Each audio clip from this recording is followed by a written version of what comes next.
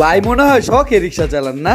ভাড়া দিয়ে আপনার লজ্জা দিব না, তা জায়গা ভাই। হ্যাঁ থাকেন।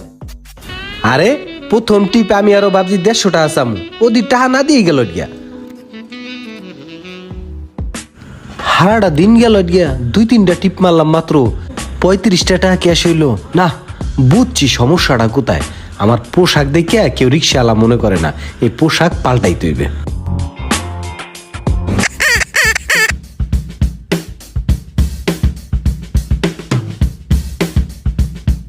এই মামা, এই সামনে দাও, টান দাও, যাও।